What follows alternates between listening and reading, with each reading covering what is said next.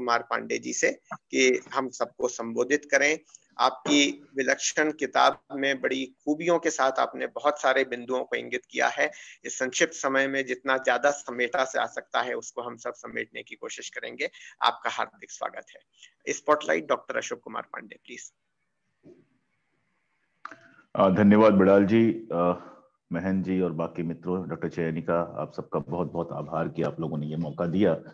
बिड़ाल जी ने तो 30 तारीख को ही कहा था कि 30 तारीख को ही आयोजन किया जाए, लेकिन 30 तारीख को इलाहाबाद में एक आयोजन था और पहले से कुछ लाइव्स थे पहले से तय। तो ये बिल्कुल ठीक बात है कि गांधी पे बात करने का कोई एक दिन तो नहीं हो सकता। कम से कम आज के दौर में गांधी पर रोज बात होनी चाहिए, जितनी बात हो सकती है उतनी होनी चाहिए और लगातार बात होनी चाहिए। ये महन जी ने बिल्कुल सही बात कही। और मेरी मेरी ये गुजारिश होगी कि बाकी जो वीडियोस ऑडियोज हैं उनको म्यूट कर दिया जाए जब तक सवाल जवाब का सेशन शुरू नहीं होता है, वरना डिस्टर्बेंस होता है बीच बीच में। गांधी पे जब मैं बात करना शुरू करूंगा तो जाहिर है मेरी किताब की बात हुई तो उसने गांधी को क्यों मारा, ये शीर्षक मुझे क्यों देना पड़ा, ये सवाल बार बार लोग पूछते हैं कि ये शीर्षक क्या हुआ कि उसने गांधी को क्यों मारा। मेरी 2 किताबें, जैसा डॉक्टर चैनिका ने बताया कि 2 किताबें आ चुकी थी और ठीक ठाक उसको रिस्पांस मिल रहा था, अच्छी खासी बाजार में भी जा रही थी, वो चर्चा भी हो रही थी। तो हम कुछ दोस्त एक दिन दिल्ली में कॉफी हाउस में बैठे, थोड़ा सेलिब्रेशन जैसा माहौल था कि अशोक की किताबें अच्छी चली हैं तो सेलिब्रेशन किया जाए, चाय कॉफी वॉफी पिया जाए।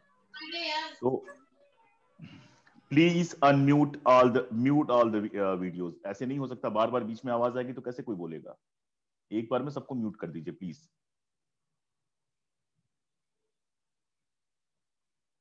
हाँ, तो मैं आपसे बता रहा था कि हम 4 दोस्त बैठे हुए थे कॉफी हाउस में और बातें हो रही थी कि तुम्हारी किताब बेस्ट सेलर लिस्ट में आ गई वगैरह वगैरह।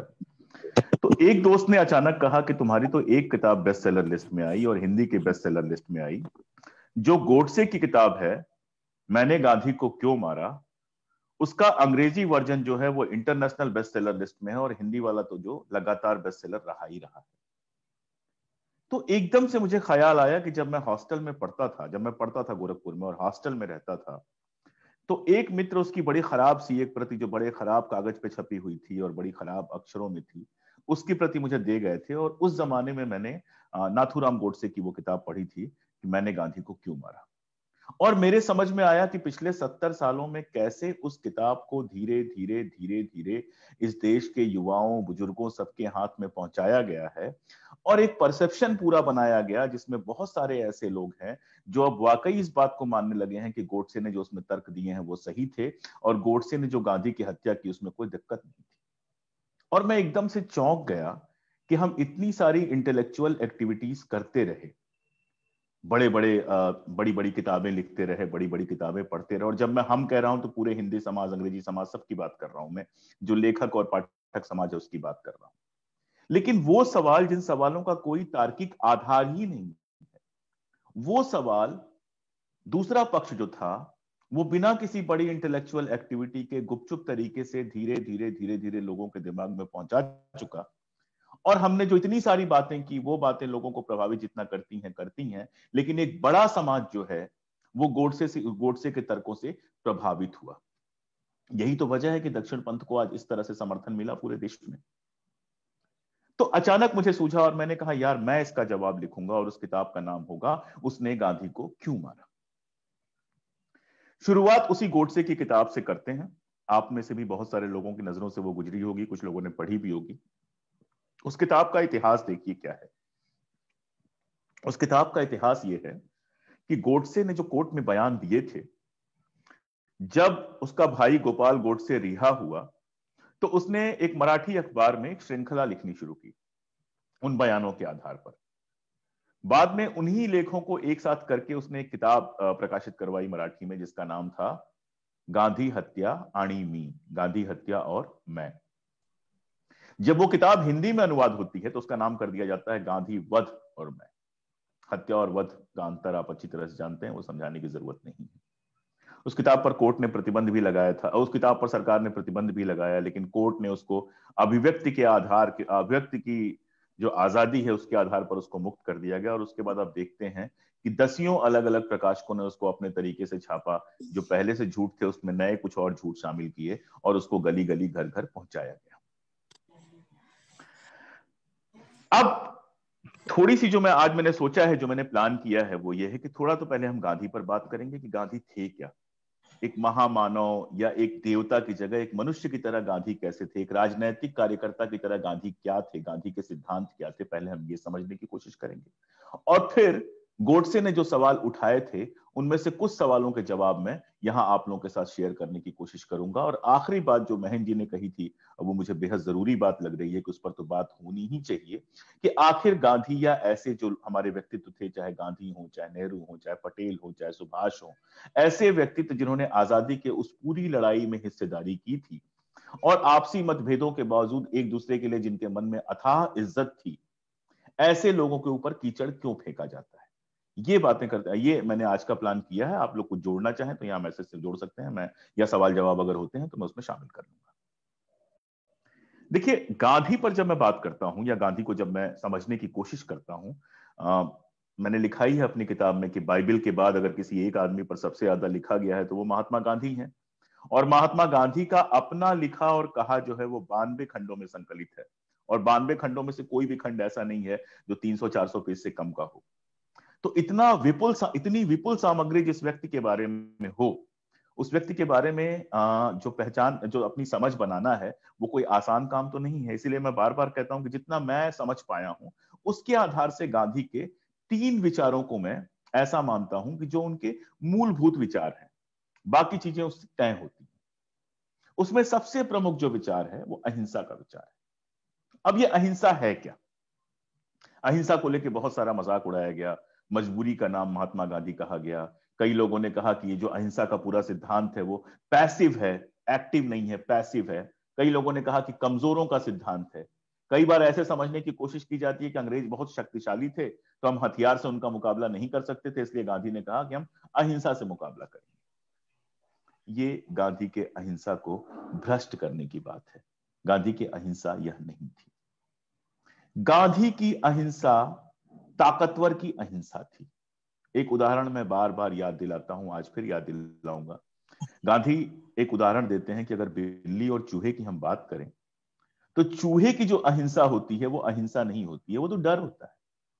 चूहा और अगर अहिंसा नहीं करेगा तो और क्या करेगा? जब बिल्ली उसके ऊपर हमला करती है तो उसके पास एक ही तरीका है कि वो पलट के हमला करने की तो शक्ति नहीं है उसके पास, तो वो कैसे भी बच छुप के निकल जाए। अगर बच जाए तो अच्छी बात है। उन्होंने कहा ये अहिंसा नहीं है, ये तो भय है। अहिंसा जो है वो ताकतवर की चीज है, हिम्मत की चीज है। आप याद कीजिए नमक सत्याग्रह का वो दौर याद कीजिए, जब लगातार सत्याग्रही जा रहे थे, पुलिस आती थी, लाठी मारती थी, सिर फूट जाता था, लोग गिर जाते थे, और फिर अगली सत्याग्रहियों की जो टोली होती थी फिर निकल पड़ती थी। कितने लोग घायल हुए, कितना खून बहा, लेकिन सत्याग्रही नहीं रुके और अंततः नमक सत्याग्रह करने में गांधी सफल हुए। आप सोचिए कि ये चीज कोई कमजोर कर सकता है? कमजोर तो पुलिस की लाठी देखते ही भाग जाएगा। इसके लिए असीम आंतरिक ताकत चाहिए कि उस लाठी के सामने हम लाठी नहीं चलाएंगे, हिंसा नहीं कराएंगे, लेकिन अपनी जिद भी नहीं छोड़ेंगे। सत्य के लिए जो हमारा आग्रह है, सत्याग्रह है, उसको हम नहीं त्यागेंगे।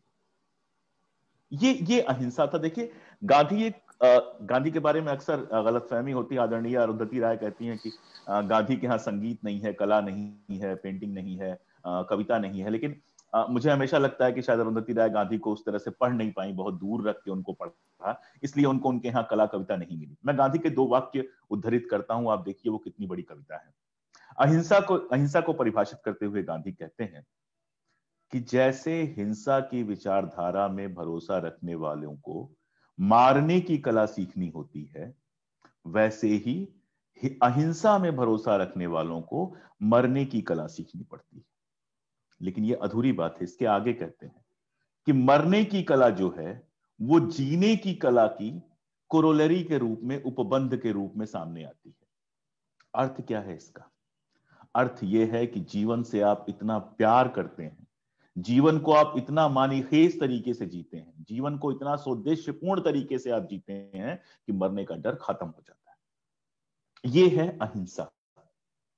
गांधी को पढ़ेंगे तो बार बार वो कहते हैं कि इस बात का मुझे कोई डर नहीं है कि मेरी जान जाती है या रहे, लेकिन जो मैं कह रहा हूं वो कह रहा हूं।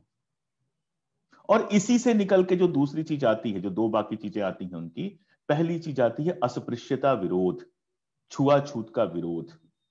गांधी के विरोधी, आप लोग पॉलिटिकल फील्ड में काम करते हैं तो गांधी के विरोधी उनके ऊपर आरोप लगाते हैं कि वो वर्णाश्रम व्यवस्था का समर्थन करते हैं। जब आप गांधी को पढ़ते हैं तो एक बड़ा मजेदार वाक्य आपको मिलता है। गांधी कहते हैं कि अगर मेरी पहली बात जो है वो दूसरी बात से अलग लगे तो दूसरी बात पर भरोसा करना, और अगर दूसरी बात समझ में ना आए तो जो मैं करता हूं उस पर भरोसा करना। अस्पृश्यता का जो पूरा मामला था, गांधी ये मानते थे कि वो एक तरह की हिंसा है कि अपने ही समाज में कुछ लोगों के काम को, कुछ लोगों के जीवन को हम ओछा समझें, छोटा समझें, और हम लगातार उनको एक ऐसी स्थिति में बनाए रखें जहां उनसे छू जाना भी अपराध माना जाए। पहली बात। दूसरी बात, गांधी मानते थे कि वर्णाश्रम व्यवस्था पर, जाति पाति पर का सबसे जो कमजोर पक्ष है वो है अस्पृश्यता।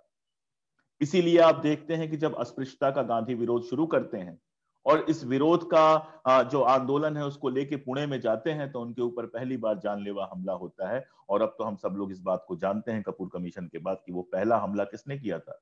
हिंदू महासभा के लोगों ने किया था, जिसमें नारायण आप्टे और नथुराम गोडसे दोनों शामिल थे। देश भर में उनके ऊपर अलग अलग जगहों पर हमला करने की कोशिश होती है, कभी कुछ होता है, कभी कुछ होता है। ये सारा कुछ अस्पृश्यता के दौर में होता है, यानी वो अस्पृश्यता विरोध के दौर में होता है, यानी वो समाज को हिलाने में सफल हुए थे। उनके जो जीवनी लेखक हैं लुई फिशर एक बड़ी अच्छी टिप्पणी करते हैं। जब पूना पैक्ट के बाद उन्होंने अनशन तोड़ा था, उन्होंने कहा कि गांधी के अनशन तोड़ने से जातिवाद खत्म नहीं हो गया, लेकिन जिस छूत की चीज को समाज के अंदर बड़े गौरव और घमंड से लोग बताते थे, वो चीज अब एक शर्म की बायस हो गई। अब कोई अगर ये कहता है कि मैं छुआछूत करता हूं तो उसको समाज में अच्छा नहीं माना जाता। यानी गांधी ने छुआछूत को लेकर एक परसेप्शन बदलने की कोशिश की थी। लेकिन क्या गांधी यही रुक गए थे? क्या गांधी सिर्फ अस्पृश्यता विरोध करके रुक गए थे? यह आरोप लगाया जाता है, अम्बेडकरवादी उनके ऊपर आरोप लगाते हैं। जब आप गांधी को पढ़ते हैं तो आपके समझ में आता है कि ऐसा नहीं था। 42 के आसपास गांधी का एक बयान आता है जिसमें वो कहते हैं कि मैं सिर्फ और सिर्फ अंतरजातीय विवाहों में शामिल होऊंगा। 45 के आसपास उनका एक बयान आता है जिसमें वो कहते हैं कि समाज को जातिवाद के दैत्य से मुक्ति दिलानी पड़ेगी। और गांधी का अपना जीवन आप देख लीजिए, उसमें जाति कहीं नहीं। और जाति पर जब मैं बात कर रहा हूं तो मैं धर्म पर भी थोड़ी बात करना चाहूंगा, क्योंकि धर्म एक बहुत बड़ा सवाल बन के उभरा है। कभी अपने मन से पूछिए और सोचिए इस बात पर कि आखिर गोडसे ने जिन्ना की हत्या क्यों नहीं की?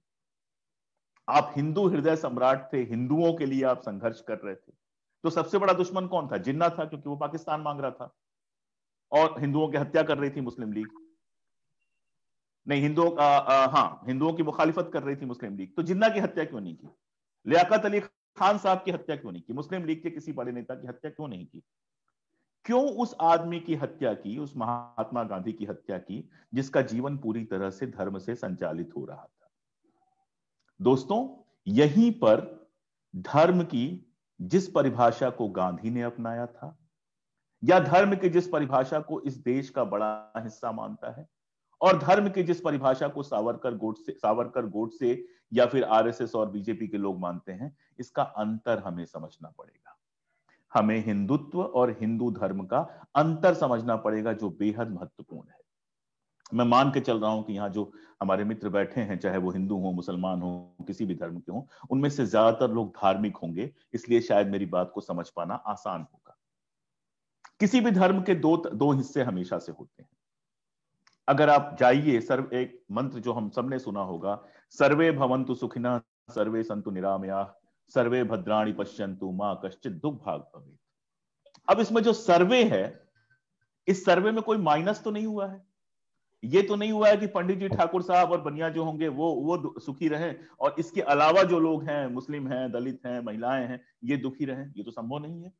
सर्वे मतलब सबका सुख हो, कोई किसी को किसी तरह की कोई बीमारी ना हो, यानी जो सबको साथ लेकर चले। क्यों सीन नहीं आ रहा है इसमें? चित्र नहीं आ रहा, आवाज आ गई?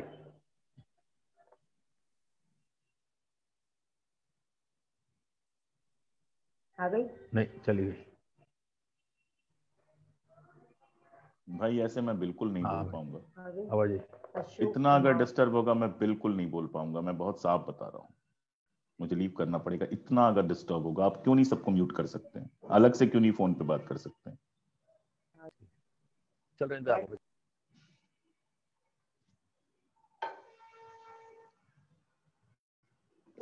चलिए एक बार और कोशिश करता हूं। तो मैं ये कहना चाह रहा था कि धर्म जो है, सारे धर्म, उनमें दो धाराएं हमेशा होती हैं। एक धारा जो होती है वो समन्वयवादी धारा होती है, जो अपने समय में उपस्थित दूसरे धर्मों, दूसरे विचारों के साथ मिलजुल कर जो श्रेष्ठ है उसका वर्णन करती है। दूसरी धारा जो होती है वो धर्म के राजनैतिक इस्तेमाल की धारा होती है, चाहे वो पॉलिटिकल हिंदुइज्म हो जिसको हिंदुत्व कहा जाता है, चाहे वो पॉलिटिकल इस्लाम हो जिसके बारे में आप लोग जानते हैं। उसका काम यह होता है कि सत्ता पर कब्जा करने के लिए धर्म का उपयोग कैसे किया जाए।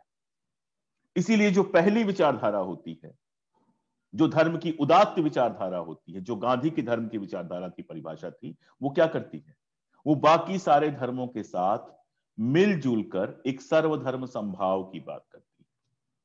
लेकिन जो दूसरी पॉलिटिकल आइडियोलॉजी होती है, जो हिंदुत्व है या पॉलिटिकल इस्लाम है, वो क्या करता है, वो ये चाहता है कि बाकी धर्मों को, बाकी लोगों को शत्रु बनाया जाए, ताकि उस एक शत्रु के खिलाफ अपने धर्म के लोगों को इकट्ठा किया जाए और उस धर्म में जो वर्चस्वशाली वर्ग है, जो मजबूत ताकतवर लोग हैं, वो लोग सत्ता पर धर्म के सहारे कब्जा कर सके। ये अंतर है हिंदुइज्म यानी हिंदू धर्म और हिंदुत्व का। हिंदुत्व की पूरी राजनीति हिंसा पर आधारित है, और ये राजनीति कहां से आई है? ये राजनीति आई है पश्चिम में, जर्मनी और उसके आसपास जो नस्ली राष्ट्रवाद विकसित हुआ था। मैं हमेशा कहता हूं कि ये राष्ट्रवादी नहीं है, ये नस्ली राष्ट्रवादी है, नस्ल आधारित राष्ट्र की बात करते हैं। इसीलिए अगर गोलवरकर की जो किताब है we are our nationhood defined, जिसको आरएसएस बहुत दिनों तक कहता रहा और अभी भी कहते हैं कि वो गोलवरकर ने लिखी ही नहीं थी, लेकिन जो लोग आरएसएस में रहे होंगे या आरएसएस को जानते होंगे वो जानते हैं कि गीता की तरह पढ़वाई जाती है वो किताब आरएसएस के मेंबर्स को। We are our nationhood defined, हम या हमारी परिभाषित राष्ट्रीयता, हिंदी में मैंने उसका अनुवाद भी किया है। अगर आप उसको पढ़ते हैं तो आपको मजा ये आएगा कि ये जो हिंदुस्तानी हिंदुस्तानी भारतीय भारतीय की बात करते हैं, पूरी किताब में एक भारतीय विद्वान का उद्धरण आपको नहीं मिलता है। सारे उद्धरण आपको कहां से मिलते हैं? जर्मनी से मिलते हैं या इटली से मिलते हैं, जहां हिटलर और मुसोलिनी जो थे वो नस्ली राष्ट्रवाद पर काम कर रहे थे। इसीलिए नस्ली राष्ट्रवाद क्या करता है? नस्ली राष्ट्रवाद अपने जैसे लोगों के अलावा जो बाकी हैं उनको दुश्मन बनाता है, उनको कमतर बनाता है, उनको सेकंड दूसरी श्रेणी के सिटीजन का दर्जा देता है। इसीलिए आप देखते हैं कि सावरकर का जो नेशन का पूरा सिद्धांत है, अगर आप उसको पढ़ेंगे तो उसमें मुसलमान जो हैं, उसमें ईसाई जो हैं, इनको दूसरे दर्जे की नागरिक बताया गया। और असल में इतना ही नहीं होता है। जब आप मनुस्मृति को जोड़ के उसके साथ देखना शुरू करते हैं तो आपके समझ में यह आता है कि सिर्फ इतना ही नहीं होता है। ये अदरिंग का जो प्रोसेस है, अदर बनाने का प्रोसेस है, इस पर मैं थोड़ी सी बात करूंगा। ये प्रोसेस पहले तो दूसरे धर्म के लोगों तक जाता है, फिर अपने धर्म के अंदर ही जो शोषित वंचित वर्ग है, चाहे वो दलित हो, चाहे वो महिलाएं हो, चाहे वो पिछड़े हो या आदिवासी हो, उनकी अदरिंग करता है। यानी जो समाज में प्रतिष्ठित लोग हैं,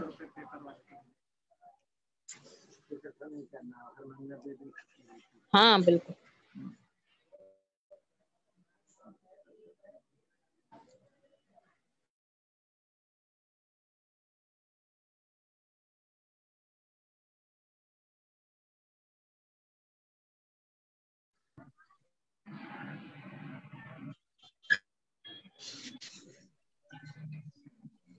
माधुरी जी और कोई मधु मोहन जी हैं, ये बार बार डिस्टर्ब कर रहे हैं दोनों लोग।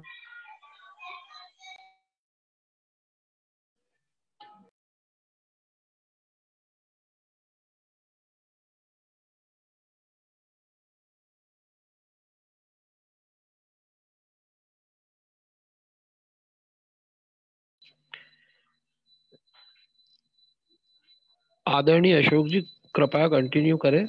बहुत अच्छा चल रहा है, बहुत अच्छी महत्वपूर्ण जानकारी आपसे मिल रही है कि कृपया मैं कैसे कंटिन्यू करूं जब हर 5 मिनट के बाद इतना ज्यादा डिस्टर्ब हो रहा है। अभी मुझे अचानक म्यूट कर दिया गया, कभी किसी की आवाज आ जा रही है। मतलब आप सब लोग चूंकि राजनीति में है, जानते हैं कि भाषण देते होंगे कि अगर हर 15 मिनट के बाद किसी को रोक दिया जाए तो कोई क्या बोलेगा।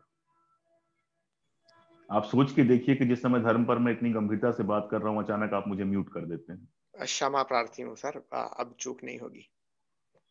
आप, मुझे लगता है कि 5 मिनट ले लीजिए, मैं कह रहा हूं, मैंने भी चाय ले ली है, 5 मिनट ले लीजिए, अपनी सारी सिस्टम अच्छे से सेट कर लीजिए और फिर आप मुझे बोलिए, मैं फिर से बोल दूंगा, मुझे कोई दिक्कत नहीं है। 5 मिनट लेके सब सेट कर लीजिए, जो भी आपकी प्रॉब्लम है वो सेट कर लीजिए। मृणाल सर, आप अपनी तरफ से सबको म्यूट कर दीजिए बिना।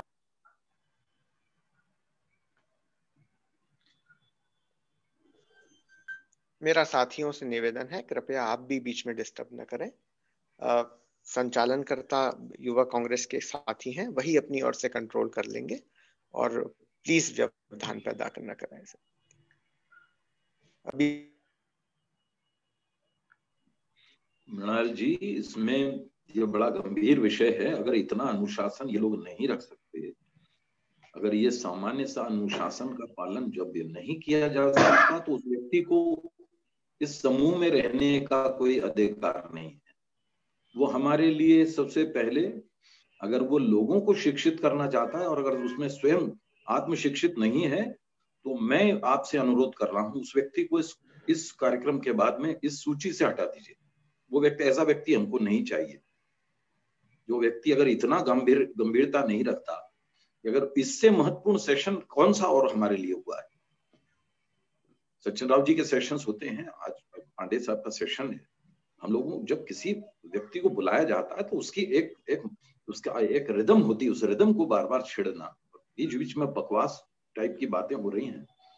ये गंभीर विषय, इसको बिल्कुल सभी सुन लें। अगर किसी का भी अब नाम आता है, उसको 100% उसका नाम सूची से हटा दीजिए। ये विनम्रता भी है और दृढ़ता के साथ ये मेरा आग्रह भी है और आदेश भी।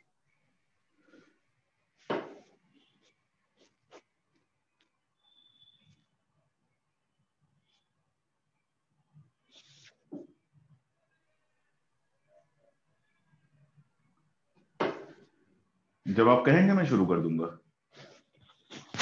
जी, कृपया प्रारंभ करें सर।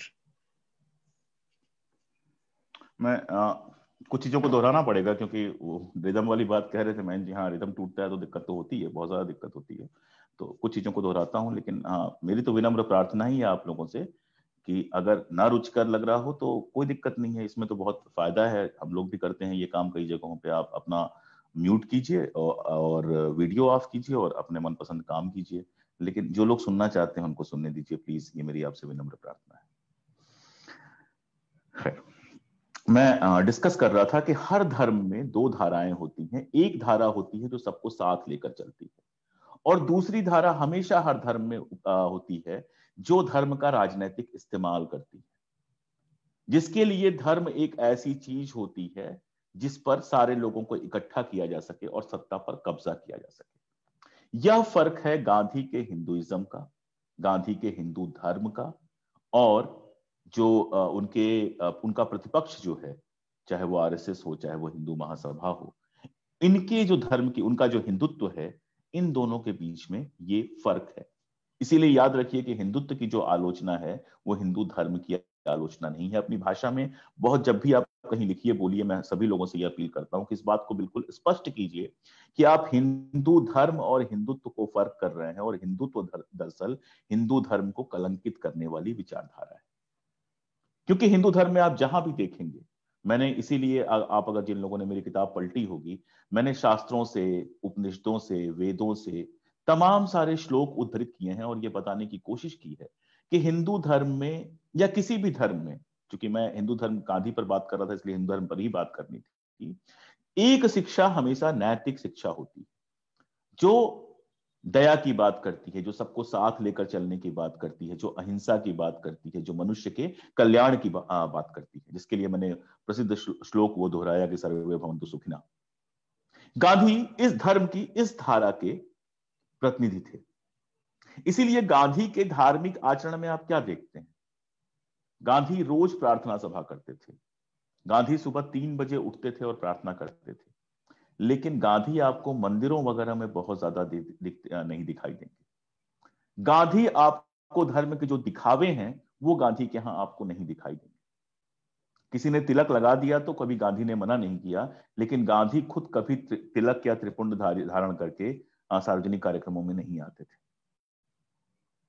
इसीलिए गांधी को जो रास्ता सूझा, जो रास्ता उन्होंने अपनाया, जो गांधी के सिद्धांत की तीसरी चीज में बात कर रहा था अस्पृश्यता के बाद, वो था सर्वधर्म समभाव। ये तो हो गया नैतिक मामला। आप पॉलिटिकल मामले की तरह इसको देखेंगे तो और समझ में आएगा। गांधी सर्वधर्म समभाव को जब परिभाषित करते हैं तो लंबी लंबी बातें की जा सकती हैं, लेकिन मैं एक पंक्ति में आपको बताता हूं कि गांधी क्या कहना चाहते हैं। गांधी कहना चाहते हैं कि अल्पसंख्यकों की सुरक्षा बहुसंख्यकों की जिम्मेदारी है। गांधी कहते हैं कि किसी भी देश की महानता इस बात से साबित होती है कि वो अपने अल्पसंख्यकों की तरह के साथ कैसा व्यवहार कर रहा है। अब देखिए, जब मैंने अल्पसंख्यक और बहुसंख्यक बोला तो तुरंत आपके दिमाग में आया होगा मुसलमान मतलब अल्पसंख्यक और हिंदू मतलब बहुसंख्यक। लेकिन जरा 1930-32 में चले जाइए, 1947 के पहले किसी भी साल में चले जाइए, उस समय जो हमारा भारत था उसमें यह नहीं था। उस भारत में कुछ इलाके ऐसे थे जहां हिंदू बहुसंख्यक थे और कुछ इलाके ऐसे भी थे जहां मुस्लिम बहुसंख्यक थे, जो पाकिस्तान में गए। गांधी दोनों की बात कर रहे थे। इसीलिए आप देखिए, जब नोआखली में दंगे होते हैं तो सारा काम छोड़कर गांधी 3 महीने के लिए नोआखली चले जाते हैं। वहां एक गांव में रहते हैं। नोआखली पे मैं जरूर थोड़ा समय दूंगा यहां पर, जिससे गांधी की राजनीति को समझने में हमें आसानी होगी। नोआखली में दंगे किसने कराए थे? मुस्लिम लीग ने कराए थे। नोआखली जो अब बांग्लादेश का हिस्सा है, वहां बहुसंख्यक कौन थे? मुसलमान बहुसंख्यक थे। अल्पसंख्यक कौन थे? हिंदू अल्पसंख्यक थे। जिस गांधी के ऊपर मुस्लिम परस्त होने का आरोप लगाया जाता है, उसने अगर सांप्रदायिक दंगों को रोकने के लिए सबसे ज्यादा कहीं प्रयास किए तो नोआखली में किए। आप जब नोआखली का किस्सा सुनेंगे, आप लोगों में से जो लोग अंग्रेजी पढ़ने में सहज हैं, मैं एक किताब का नाम बताना चाहूंगा आप लोगों को। प्रोफेसर निर्मल कुमार बोस नाम है लेखक का, और वो किताब है माय डेज विद गांधी। ये आपको ऑनलाइन मिल जाएगी बड़ी आसानी से। मतलब बिना खरीदे भी आप पढ़ सकते हैं इसको। इसके पीडीएफ बड़ी आसानी से अब मिल जाते हैं। निर्मल कुमार बोस कौन थे? निर्मल कुमार बोस कलकत्ता यूनिवर्सिटी में नृतत्व शास्त्री थे, और जब उन्होंने सुना कि गांधी नोआखली आ रहे हैं, वो गांधीवादी नहीं थे, लेकिन गांधीवादी प्रविधि को समझने की में उनकी रुचि थी। तो जब उनको पता चला कि गांधी नोआखली आ रहे हैं, तो उन्होंने तुरंत संपर्क किया गांधी से और ये अपनी इच्छा जताई कि मैं आपके साथ नोआखली चलना चाहता हूं। गांधी को बांग्ला नहीं आती थी, तो उन्होंने उनको कहा कि ठीक है, आप मेरे साथ चलिए, आप मेरे लिए बांग्ला दुभाषिया का काम कीजिएगा और मेरे साथ रहिएगा। वो गए। वो जब किस्सा आप नोआखली का पढ़ते हैं भाई, तो ये समझिए कि रोंगटे खड़े हो जाते हैं। अगर रोंगटे खड़े होने जैसी कोई चीज होती है तो उन किस्सों को पढ़ते हुए होती है। गांधी वहां पहुंचते हैं और अपने साथ के सभी लोगों को बाहर भेज देते हैं। नारायणपुर नाम का एक गांव था, जिस गांव में जाकर उन्होंने अपनी कुटीर स्थापित की एक घर में। कोई भी उनके साथ नहीं था, अकेले एक निर्मल कुमार बोस थे और एक उनके स्टेनोग्राफर थे। निर्मल कुमार बोस बताते हैं कि रोज सुबह गांधी निकलते थे, और अगर उस इलाके की ज्योग्राफी को आप देखेंगे तो वो छोटे छोटे गांव हैं जिनके बीच से जलधाराएं बहती हैं, और जो रास्ते हैं उन पर बांस की खपच्चियों के पुल बने हुए। शांक बोलते हैं शायद उनको, मुझे एग्जैक्टली नाम नहीं याद। शंख, हाँ शंख बोलते हैं उनको। उन शंख पर 80 साल के 78 साल के बुजुर्ग गांधी के लिए चलना आसान काम नहीं था, लेकिन शुरू में कुछ दिन तो वो जरूर दो लोग कंधों पे हाथ रख के कैसे भी गए, उन्होंने खुद चलना सीखा। बेहद होस्टाइल माहौल था। उनके रास्तों पर कभी मल बिछा दिए गए, उनके रास्तों पर टूटे हुए कांच बिछा दिए गए। गांधी ने कहा, गांधी जूता पहन के नहीं, चप्पल पहन के नहीं चलेगा, मैं नंगे पांव चलूंगा। लोगों ने शर्म के मारे रास्ते साफ कर दिए। एक दिन शाम को प्रार्थना सभा में जब वो भाषण दे रहे थे, एक आदमी आया और उन्होंने उनका गला इतनी जोर से दबाया कि उनका चेहरा लाल हो गया। गांधी हाथ जोड़े रहे और मुस्कुराते रहे। यही नहीं, गांधी जिन गांव में गए जहां एक भी हिंदू परिवार था, 2 भी हिंदू परिवार था, उन्होंने कहा कि चाहे जान चली जाए, आप अपना घर मत छोड़िए, लौट के अपने घर आइए और यहाँ पर जो है यहाँ पर शांति समितियां बनाइए और शांति स्थापित करने की कोशिश कीजिए।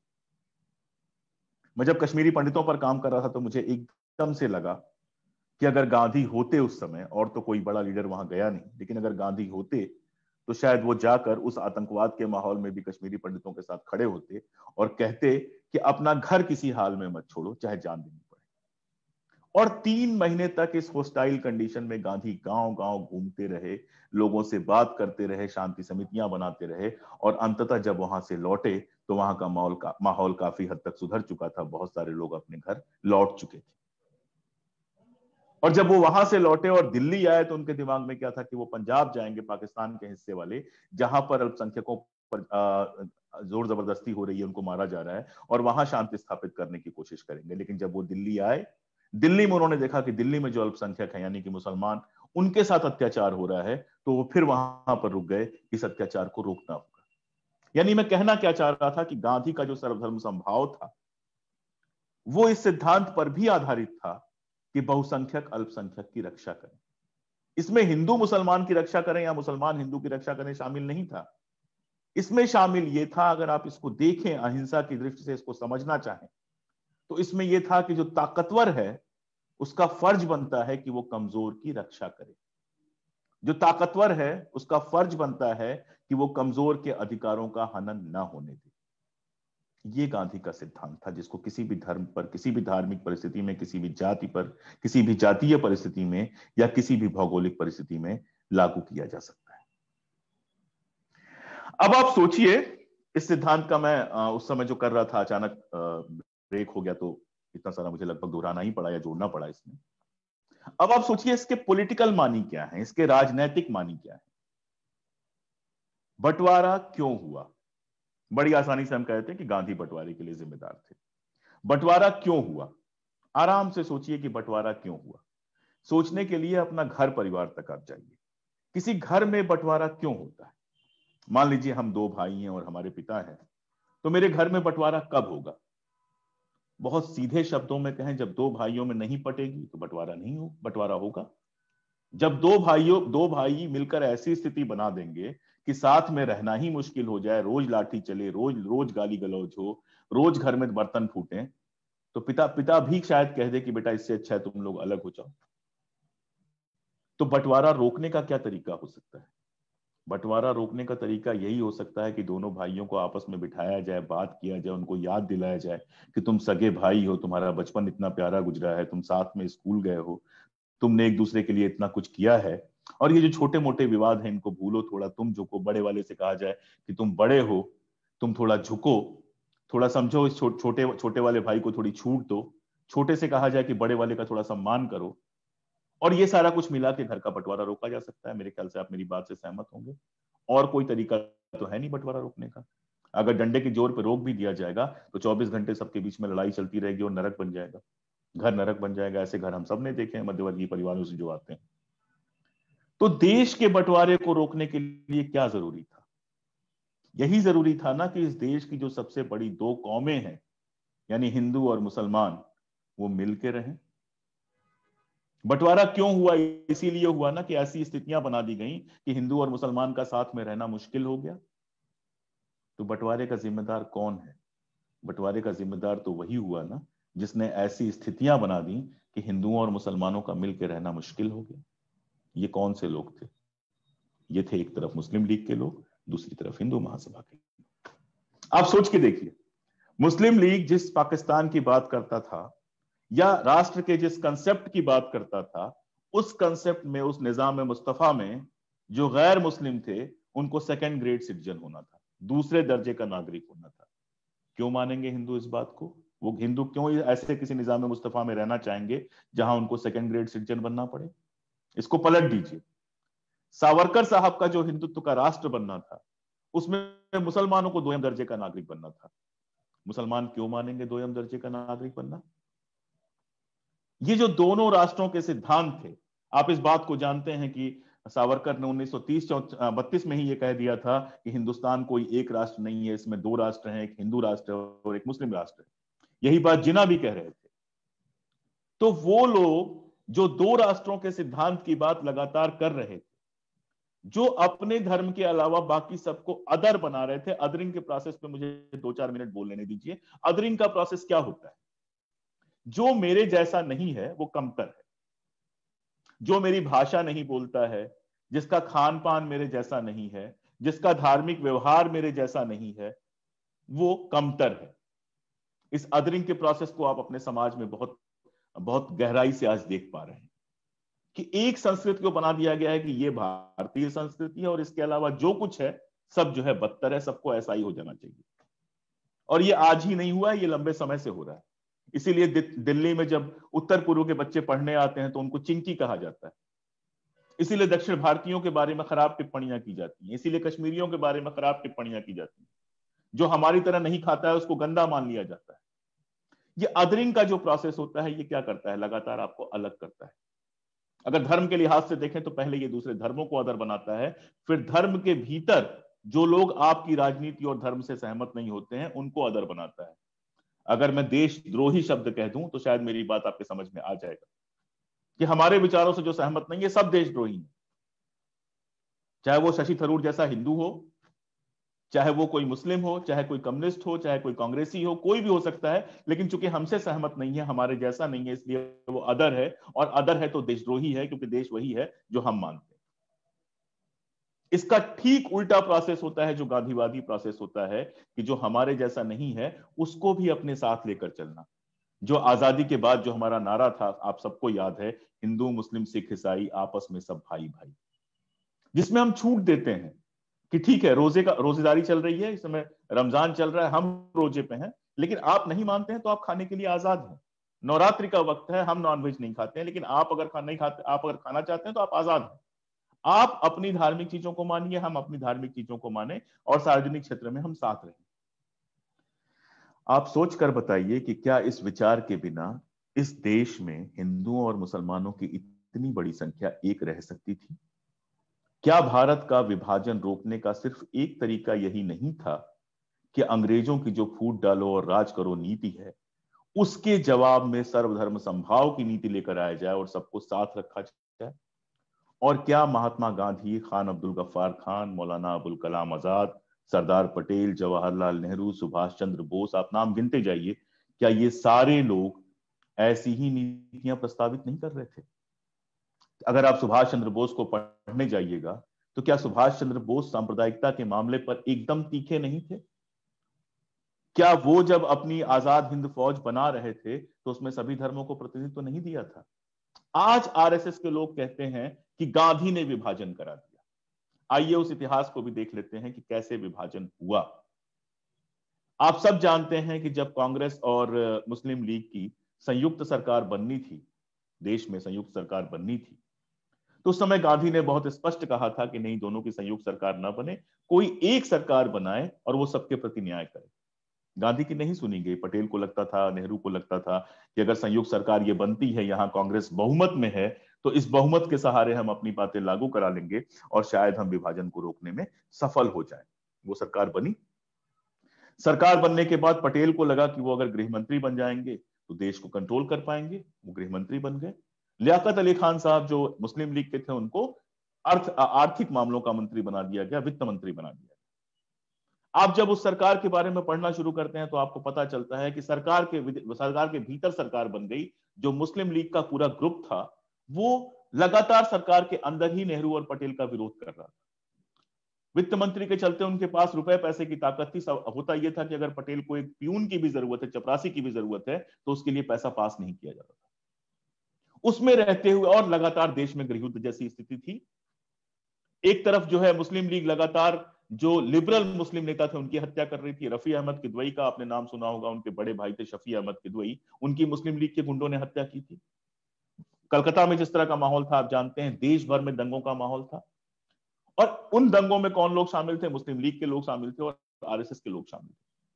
पूरे देश में गृहयुद्ध का एक ऐसा माहौल तैयार कर दिया गया कि हमारे जो नेता थे पटेल और नेहरू, उनको ऐसा लगने लगा कि साथ तो हम कभी रह ही नहीं पाएंगे। अगर हम साथ रहे तो देश गृहयुद्ध में जाने कहां जाएगा। पटेल एक जगह लिखते हैं कि अगर किसी तरह से देश का विभाजन रोक भी लिया गया तो जिस तरह का गृहयुद्ध चल रहा है वो कहां जाएगा हम नहीं जानते हैं। हो सकता है हम जीत जाएं, लेकिन जो तबाही होगी उससे उबरने में हमें सैकड़ों बरस लग जाएंगे। तो चूंकि हिंदू और मुस्लिम के बीच का वो विभाजन नहीं रोका जा सका, चूंकि आरएसएस और मुस्लिम लीग की कार्यवाहियों को नहीं रोका जा सका, इसलिए देश का विभाजन हुआ। इसलिए देश के विभाजन के लिए गांधी नहीं जिम्मेदार थे। देश के विभाजन के लिए वो लोग जिम्मेदार थे जो 1930 और 32 में ही ये कहना शुरू कर चुके थे कि इस देश में दो राष्ट्र हैं, एक हिंदू राष्ट्र है और एक मुस्लिम राष्ट्र है। तो मैंने दूसरे गांधी मैं कोशिश करूंगा कि गांधी के ऊपर और जो आरोप लगाए जाते हैं 2-3 आरोपों की बात कर लूं, फिर अपनी बात समेटूं और फिर आप लोग अगर कुछ सवाल पूछना चाहें तो उन सवालों के जवाब के माध्यम से मैं अपनी बात करूं। आप सबने सुना होगा कि गांधी को 55 करोड़ रुपए जो है गांधी ने पाकिस्तान को दे दिए और इसलिए गोडसे साहब को बड़ा गुस्सा आया और गोडसे साहब इतने बड़े आदमी थे कि वो गए और गांधी की हत्या कराई। पहला सवाल तो यही पूछा जाना चाहिए कि गोडसे को तब क्यों नहीं किसी अंग्रेज पर गुस्सा आया जब वो इस देश के ऊपर शासन कर रहे थे और इतने भयानक अत्याचार कर रहे थे। तब उनके अंदर की वो देशभक्ति क्यों नहीं जगी कि जाकर, जैसे भगत सिंह के अंदर की देशभक्ति थी कि उन्होंने सैंडर्स की हत्या की, क्यों नहीं किसी अंग्रेज अधिकारी की, किसी ऐसे अंग्रेज की हत्या कर दी जो अंग्रेज जो है भारतीयों पर अत्याचार कर रहा था। दूसरा सवाल 55 करोड़ का सवाल क्या था। फिर मैं आपको फिर आपके घर परिवार के बंटवारे की तरफ ले जाऊंगा। जब घर का बंटवारा होता है तो क्या होता है? आंगन बंटता है, बर्तन बंटते हैं, कैश बंटता है, जमीन बंटती है। हिंदुस्तान और पाकिस्तान का भी जो बंटवारा हुआ था उसके बाद यह तय हुआ था कि रिजर्व बैंक ऑफ इंडिया जो है वो थोड़े समय तक दोनों देशों के, जब तक पाकिस्तान का अपना रिजर्व बैंक नहीं बन जाता है, दोनों देशों के रिजर्व बैंक की भूमिका निभाएगा। और ऐसे में रिजर्व बैंक के पास उस समय जितना कैश पड़ा हुआ था उस कैश को भारत और पाकिस्तान में बांटा गया, जिसमें 70 करोड़ रुपए जो है वो पाकिस्तान को मिलने थे और बाकी मेरे ख्याल से 150 करोड़ के आसपास था वो हिंदुस्तान के पास रह जाना था। उस 70 करोड़ की जो पहली किश्त थी वो 1947 में ही दे दी गई। अच्छा, जब ये समझौता हुआ तो इसमें कोई शर्त नहीं रखी गई, सिग्नेचर हो गए, समझौता हो गया। समझौते के बाद सरदार पटेल को याद आया कि नहीं, इसमें शर्त होनी चाहिए थी। उन्होंने एक पत्र लिखा, एक नोट दिया कि ये तभी, अगर ये युद्ध की अगर स्थितियां होती हैं तो ये पैसे देने के लिए भारत बाध्य नहीं। लेकिन आप लोग राजनीतिक लोग हैं, आप लोग जानते हैं समझौता वही माना जाता है जिस पर दोनों पक्षों के हस्ताक्षर। पाकिस्तान ने सरदार पटेल के का जो नोट था उसका कोई जवाब नहीं दिया, इसलिए उसकी कोई लीगल वैल्यू नहीं रह गई। लीगल वैल्यू उस कागज की थी जिस कागज पर ये सिग्नेचर हुए थे कि 70 करोड़ रुपए पाकिस्तान को दिए जाएंगे और 150 करोड़ या जो भी राशि थी, मुझे एग्जैक्टली याद नहीं है, वो हिंदुस्तान के पास रह जाए। और ये इन पैसों का भुगतान जो है किश्तों के हिसाब से करना था। अगर आप मेरी किताब पढ़ेंगे तो रिजर्व बैंक ऑफ इंडिया के उस समय के जो गवर्नर जनरल थे उनको मैंने कोट किया, उन्होंने भारत सरकार को ये सजेस्ट भी किया था कि ये बड़ी रकम है, 3-3 करोड़ की किश्तों में ये दे दिया जाए, लेकिन ये लोग माने नहीं। अब पाकिस्तान ने वो पैसा वापस मांगा। गांधी अनशन पे जब बैठ चुके थे, गांधी को उस समय ये पता नहीं था कि ये सारा कुछ चल रहा है। गांधी ने अनशन की जो शर्तें रखी हैं वो केवल हिंदू मुस्लिम के बीच में सद्भाव स्थापित कराने की, शांति स्थापना करने की बात थी। उसमें 55 करोड़ 56 करोड़ का कहीं कोई जिक्र नहीं था। हुआ क्या कि जब पाकिस्तान ने पैसे मांगे, मंत्रिमंडल की बैठक हुई जिसमें गांधी नहीं शामिल थे और मंत्रिमंडल की बैठक में ये फैसला लिया गया कि ये पैसे वापस नहीं किए जाएंगे। संयोग या दुर्योग कह लीजिए कि गांधी उसी दिन शाम को, जिस दिन अनशन की घोषणा की उन्होंने, उसी दिन शाम को माउंटबेटन से मिलने गए। माउंटबेटन ने उनको बताया कि ऐसे ऐसे फैसले लिए गए हैं और ये फैसला बेहद गलत है। एक देश जो नया नया आजाद हुआ है वो अगर अपने जो समझौता किया, अगर पहले ही समझौते से मुकर जाएगा तो ये बहुत डिसरेस्पेक्टफुल होगा, इसमें बहुत अपमानजनक होगा और विश्व समाज में हमारी छवि बहुत खराब बनेगी। शाम को जब पटेल मिलने आए और बाकी लोग मिलने आए तो गांधी ने ये बात बताई कि माउंटबेटन ने ऐसा ऐसा कहा।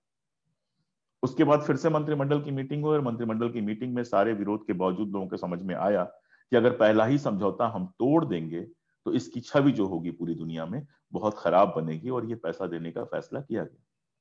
लेकिन मैं यहां जोड़ दूं कि इस फैसले के बावजूद गांधी ने अपना अनशन खत्म नहीं किया। गांधी के अनशन का 55 करोड़ से कोई लेना देना नहीं था। गांधी का अनशन तब खत्म होता है जब सभी धर्म के प्रतिनिधि उनको ये लिख कर देते हैं कि अब दिल्ली में किसी तरह की हिंसा नहीं होने दी जाएगी। अब आप सोच के देखिए कि अगर मान लीजिए अपने भाई से आपका बंटवारा हो और उस समय तय हो कि पिताजी के जो बैंक में 1 लाख रुपए पड़े हुए हैं उसमें से 50,000 आपके हैं और 50,000 मेरे हैं, और जब भाई मांगे आप देने से इनकार कर दीजिए, चाहे वो कैसा भी हो, तो ये नैतिक है या अनैतिक? अगर ये मामला इंटरनेशनल कोर्ट में गया होता तो एक आजाद देश की जो पहली ही बेइज्जती हुई होती इंटरनेशनल कोर्ट में, वो विश्व में हमारी छवि कैसी बनाती। और इसके लिए गांधी कहां से जिम्मेदार थे? पैसों के जिस बंटवारे पर पटेल के और नेहरू के हस्ताक्षर थे उसके लिए गांधी कहां से जिम्मेदार हो गए? गांधी सिर्फ इसलिए जिम्मेदार हो गए कि उन्होंने समझाया कि इंटरनेशनल कोर्ट में यह मामला बिल्कुल नहीं टिकेगा और हमारा बहुत अपमान होगा।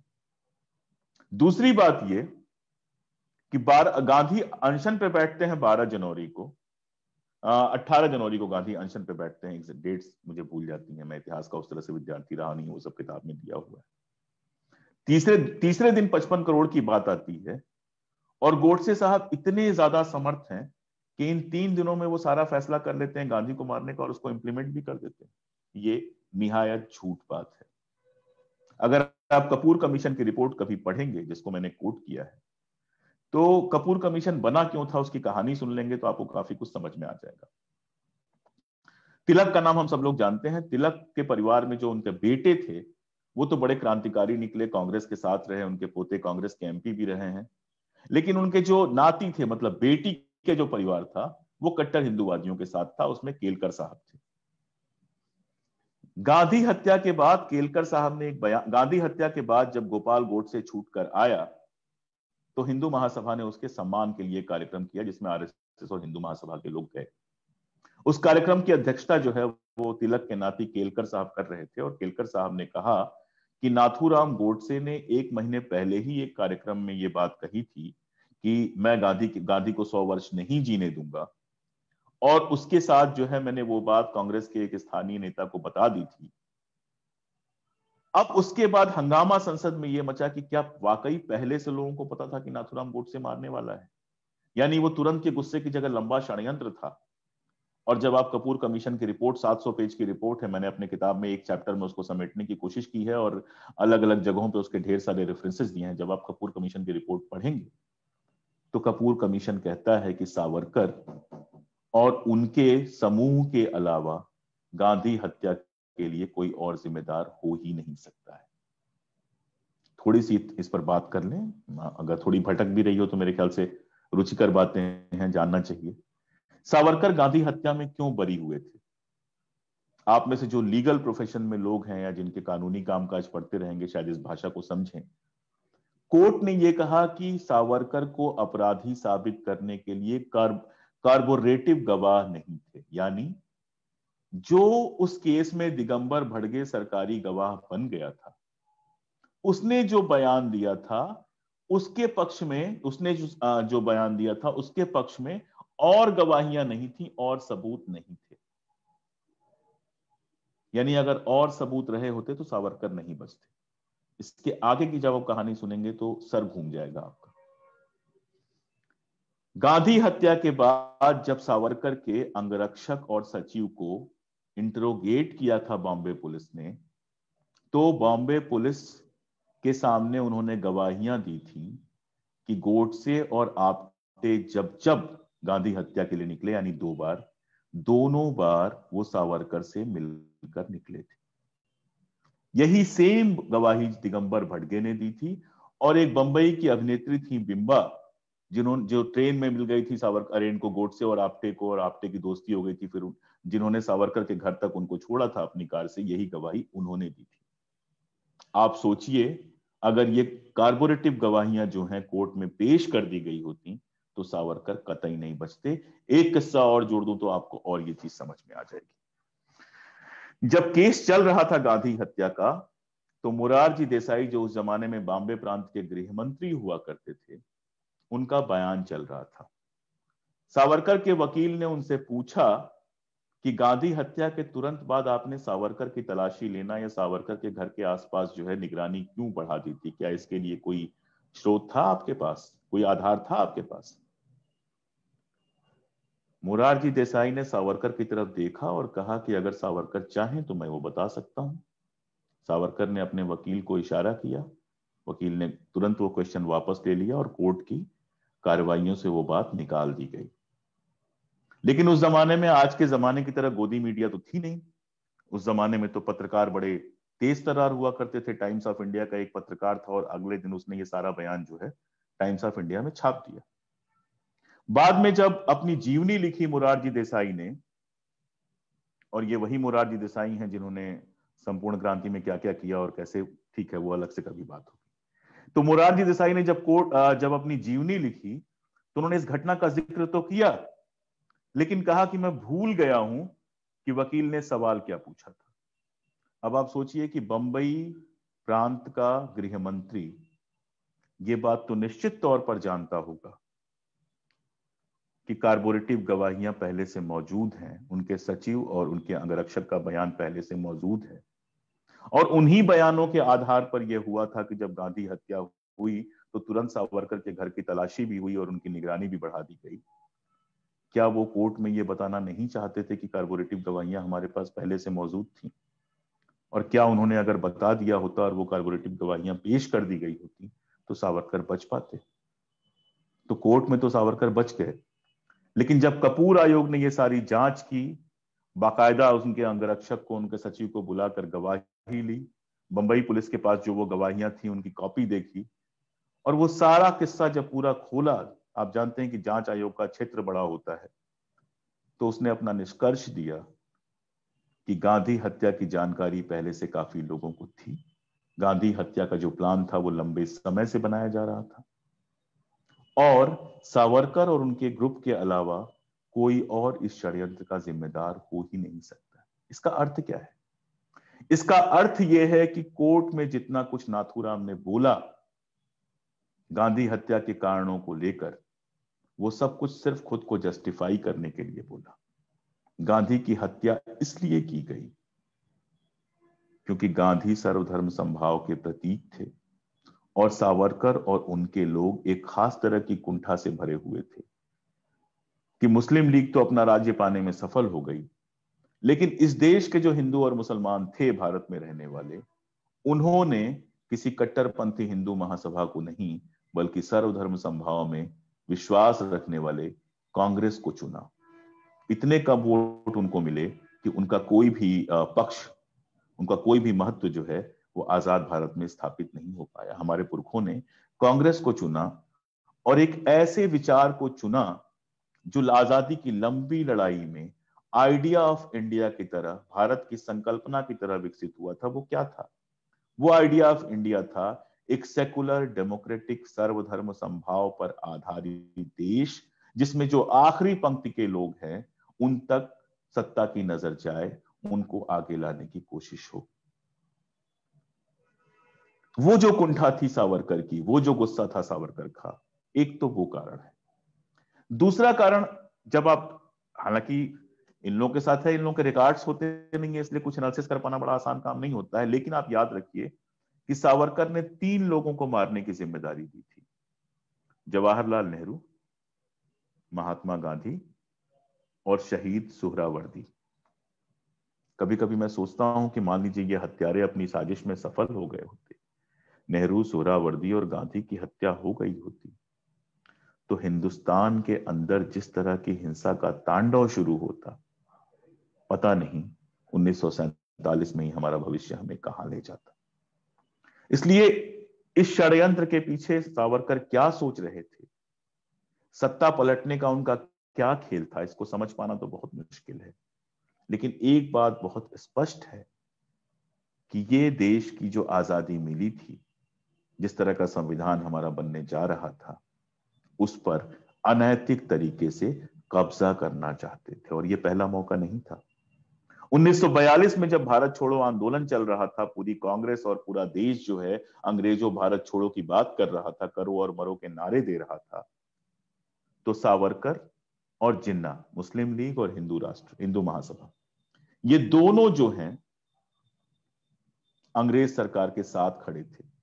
जिस नेताजी सुभाष चंद्र बोस की ये लोग बातें करते हैं, उन जिनकी सेना कांग्रेस के खिलाफ जिनकी सेना अंग्रेजों के खिलाफ लड़ने वाली थी, उनके विरोध में अंग्रेजों की सेना में भर्तियां करवा रहे थे। और जहां कांग्रेस पूर्ण स्वराज्य की बात कर रही थी, ये दोनों पार्टियों ने यह प्रस्ताव दिया था कि अगर डोमिनियन स्टेटस बनता है, यानी कि अंग्रेजों की सरपरस्ती में अगर हिंदुस्तान रहता है और उसको लिमिटेड आजादी दी जाती है, तो मुस्लिम वाले हिस्से पे जिन्ना राज करने को तैयार थे और हिंदू वाले हिस्से पे सावरकर राज करने को तैयार थे। तो ये जो साजिश थी सिस्टम के साथ मिलकर किसी तरह पे सत्ता पे कब्जा करने की, जब 1942 के बाद, 1942 में जिस तरह से जनता कांग्रेस के साथ खड़ी होती है, भारत छोड़ो आंदोलन के साथ खड़ी होती है, उसने उनके इन सपनों को नेस्तनाबूद कर दिया। और आजादी की लड़ाई के बाद जो आखिरी बात मैंने कही थी कि हमारे जो लीडर्स हैं उनके ऊपर ये गाली गलौज क्यों किया जाता है, मैं वहां पे बात अपनी खत्म करूंगा ले जाके 5 मिनट आपका और लेके। मैं अक्सर उदाहरण देता हूं कि मान लीजिए दो लोग अगल बगल हैं और ये खूबसूरती की कोई प्रतियोगिता चल रही हो कि कौन ज्यादा खूबसूरत है। मान लीजिए मृणाल जी और मुझ में ये प्रतियोगिता चल रही हो कि खूबसूरत कौन ज्यादा है, तो सब जानते हैं मृणाल जी ज्यादा खूबसूरत है। तो अगर मुझे उनको बदसूरत साबित करना है तो मैं क्या करूंगा? उनके चेहरे पे कालिख मल दूंगा, उनके बाल खराब कर दूंगा, उनकी मूछें खराब कर दूंगा, उनका चश्मा तोड़ दूंगा ताकि वो मुझसे ज्यादा बदसूरत लगने लगे। तो आजादी की पूरी लड़ाई में जो गद्दारियां की गई थी, सत्ता पे कब्जा करने के जो अनैतिक प्रयास किए गए थे, उसके चलते हमारे पुरखे जो 1947, 48, 50, 60 के जो हमारे पुरखे थे वो इनकी सच्चाई जानते थे। उनकी निगाहों में ये बेहद बदशक्ल लोग थे। और जो हमारे चमकते हुए नेता हैं, चाहे वो गांधी हो, चाहे नेहरू हो, चाहे सुभाष हो, चाहे पटेल हो, चाहे खान अब्दुल गफ्फार खान हो, चाहे मौलाना अबुल कलाम आजाद हो, इनके लिए पूरे देश में, पूरे उपमहाद्वीप में मैं कहूंगा कि एक सम्मान और प्रेम और स्नेह की लहर है, थी और है। तो ये इस तथ्य का मुकाबला कभी नहीं कर सकते थे, इन सवालों का जवाब ये कभी नहीं दे सकते थे कि आखिर आजादी की उस लड़ाई में आपने हिस्सा क्यों नहीं लिया। जहां हिंदू और मुस्लिम को कंधे से कंधा मिलाकर चलना था, एक एक एक एक देश बनाए रखने के लिए, विभाजन को टालने के लिए, अखंड राष्ट्र बनाने के लिए, वहां आपने हिंदू और मुसलमानों के बीच में फूट डालकर अंग्रेजों की फूट डालो और राज करो की नीति में सहयोग क्यों किया? इस सवाल का जवाब उनके पास नहीं था। इसलिए उन्होंने चारित्रिक हमले करने शुरू किए। अंग्रेजी में एक टर्म होता है बिलो द बेल्ट। तो सतह के नीचे रहते हुए इन्होंने दुष्प्रचार के जरिए इन्होंने हमारे इन सारे लीडर्स के ऊपर हमले करने शुरू किए गए। नेहरू के बारे में उल्टी सीधी बातें, गांधी के बारे में उल्टी सीधी बातें, गांधी को सुभाष से लड़वा दो, नेहरू को सुभाष से लड़वा दो, पटेल को नेहरू से लड़वा दो, ये सारा कुछ शुरू किया। और हमारी शायद चूक ये रही कि हमने इस पर ध्यान नहीं दिया, हमने इस बात की कोशिश नहीं की कि जनता के बीच सच एक बार स्थापित होने के बाद भी बार बार बार बार कहा जाना बहुत जरूरी होता है। वरना गोएबल्स कहता है कि बार बार कहा हुआ झूठ जो है वो सच की तरह लगने लगता है। गांधी, पटेल और नेहरू का एक आखिरी किस्सा बताकर मैं अपनी बात खत्म करूंगा। गांधी की हत्या हो गई थी और गांधी की हत्या के बाद सारे लोग बेहद आक्रोश में थे। संसद में जयप्रकाश नारायण, लोहिया और सारे लोगों ने गुस्से में और लगभग रोते हुए सरदार पटेल के ऊपर सवाल उठाए। सरदार पटेल खुद बहुत दुखी थे।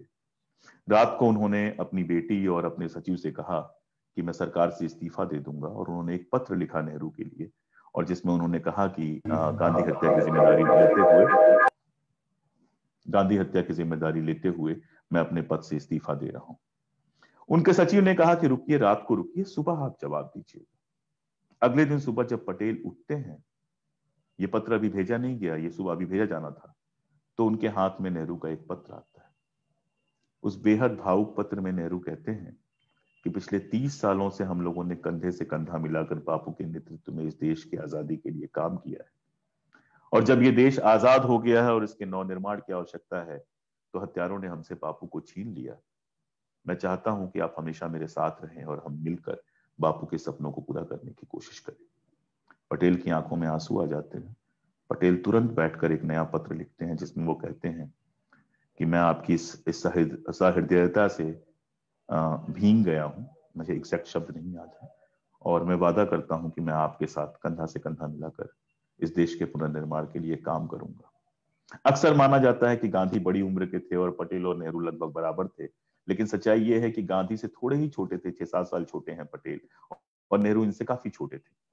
इसलिए औपचारिक मीटिंग्स में भी पटेल अक्सर जवाहरलाल बुलाया करते थे या जवाहर बुलाया करते थे। उस दिन पहली बार संसद में पटेल ने नेहरू को माय लीडर कह के, मेरे नेता कहकर संबोधित किया।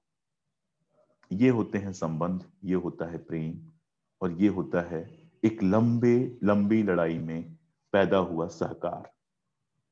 मैं हमेशा कारपोरेट का एग्जांपल देता हूं कि मान लीजिए कोई कारपोरेट कंपनी है और उसके 4 डायरेक्टर हैं और चारों डायरेक्टर इस बात को लेकर लड़ रहे हैं कि कंपनी को आगे कैसे बढ़ाया जा सकता है। एक डायरेक्टर एक रास्ता बता रहा है, दूसरा डायरेक्टर दूसरा रास्ता बता रहा है। बाकी दोनों अलग अलग रास्ते बता रहे हैं, लेकिन उनकी नीयत साफ है कि वो अपने कारपोरेट को, अपना जो बिजनेस है उसको टॉप पे ले जाना चाहते हैं। ऐसे में जो मतभेद होता है ना, वो सकारात्मक मतभेद होता है। हो सकता है कि चारों मिलजुल कर जो रास्ता निकालें वो कारपोरेट को आगे ले जाने के लिए सबसे सही रास्ता हो।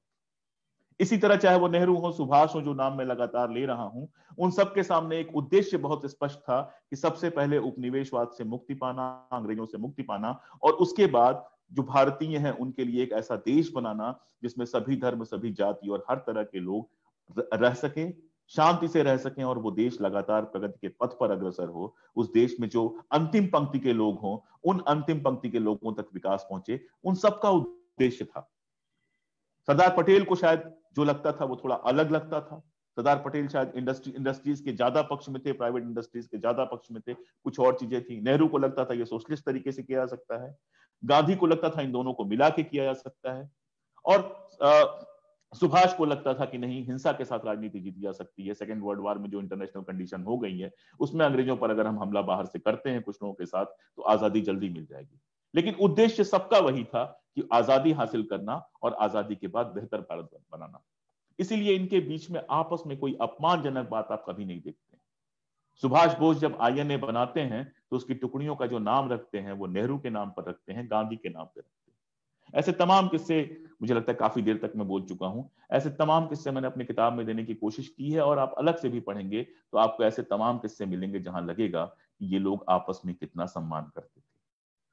आखिरी एक लाइन कहकर मैं अपनी बात कहता हूं कि मैं पूरे संघ और हिंदू महासभा परिवार को चुनौती देता हूं कि वो इन नेताओं में से किसी के लिखे में अपने लोगों के लिए कोई सम्मान जरा दिखा दे।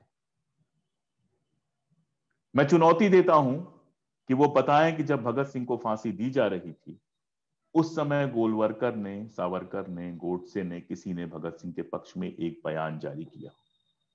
मैं चुनौती देता हूं कि Indian national army, Azad Hind फौज के जो सारे सैनिक गिरफ्तार हुए थे, जिनके ऊपर फांसी की सजा का खतरा था, जब वो हिंदुस्तान में लाए गए और जवाहरलाल नेहरू ने आजाद हिंद फौज डिफेंस कमेटी बनाई तो सावरकर, गोलवरकर, हेडगेवार, मुंजे, किसी ने भी सुभाष बाबू के, उन जो जांबाज सैनिक थे उनके, सुभाष बाबू के, उनके पक्ष में कोई बयान दिया हो।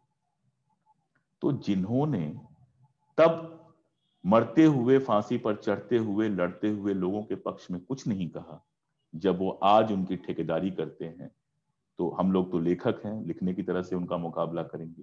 आप लोग राजनीतिक कार्यकर्ता हैं।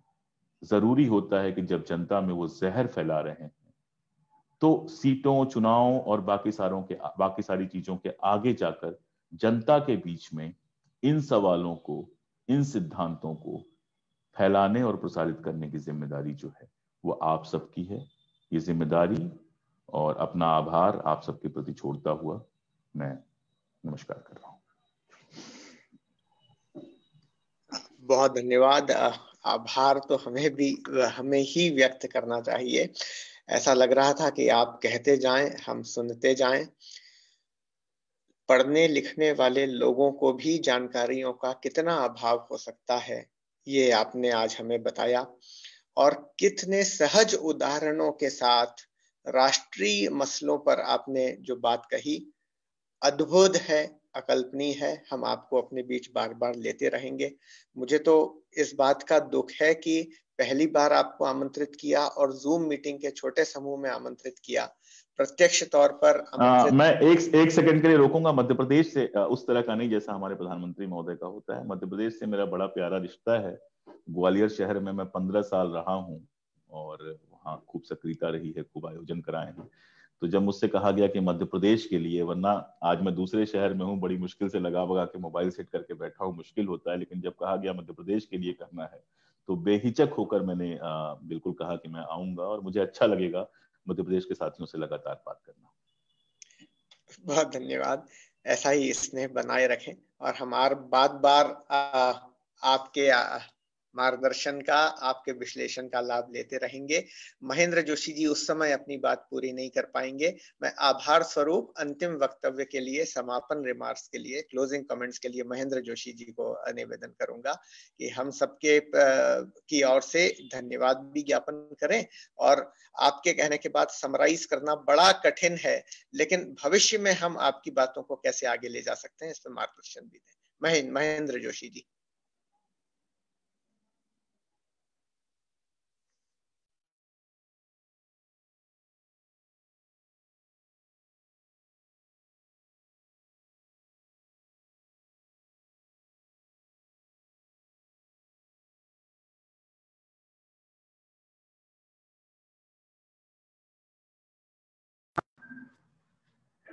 सर आपका म्यूट हो रहा है, आवाज नहीं आ रही है।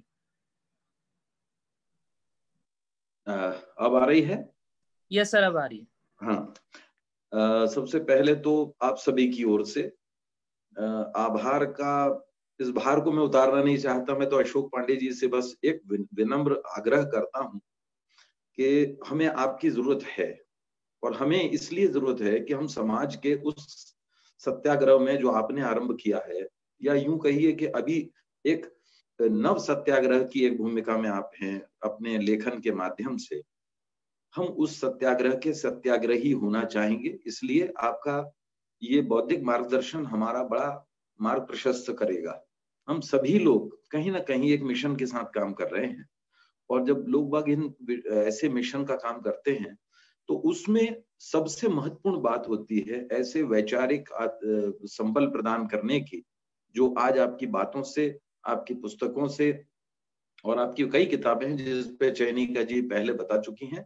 मुझे लगता है कि हम बहुत समय की मर्यादाओं के अंतर्गत बहुत कम आपके बारे में कह पाए हैं, लेकिन आपने खुद ही एक ईमानदार संबंध हमको बताया कि ग्वालियर से आप का संबंध है, तो स्वाभाविक रूप से इस संबंधों की प्रगाढ़ता और बढ़े, और उसमें आप समय समय पर हमारे बीच में हम आपको पाते रहें, आप आते रहें, और भिन्न भिन्न, और मुझे तो लगता है कि ये वर्चुअल का जब दौर समाप्त हो तब एक बार प्रत्यक्ष रूप से हम आपको अपने बीच चाहेंगे कि आप अवश्य आएं।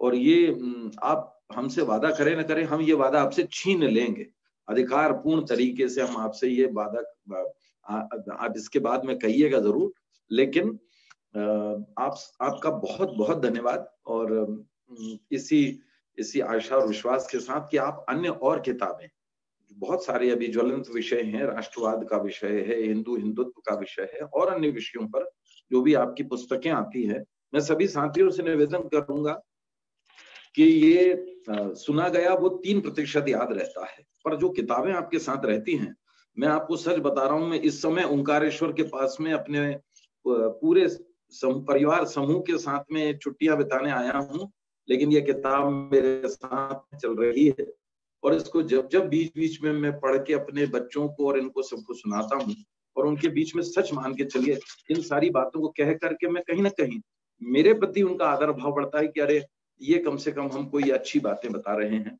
मैं पुनः आप सबकी ओर से आदरणीय अशोक कुमार पांडे जी का बहुत बहुत धन्यवाद देता हूँ, और आप सब से उम्मीद करता हूँ इन किताबों को अपने पास दस्तावेज समझकर संभाल के रखिए, क्योंकि ये हमारे वो साथी हैं जिनसे हमको उस बड़े स्पेस में जहां पर झूठ ने अपना कब्जा कर रखा है, उस अतिक्रमण से इसको मुक्त कराना होगा, और फिर हम सत्य की विजय में कहीं ना कहीं अपना एक इस ज्ञान के का जो अंधेरा छाया हुआ है उसमें अपना दीप जला पाए। इन्हीं शब्दों के साथ अशोक जी का पुनः आभार व्यक्त करते हुए सबकी ओर से हार्दिक धन्यवाद। कुछ प्रश्न लेना चाहेंगे क्या? मेरी फ्लाइट है 3 बजे की, और अभी मैंने देखा 1 बज गया है, तो मुझे आधे घंटे के अंदर भागना पड़ेगा, इसलिए मुश्किल होगा, पैकिंग वगैरह करनी है, फिर कभी अगली बार रख लेंगे। जरूर। बहुत धन्यवाद और आभार।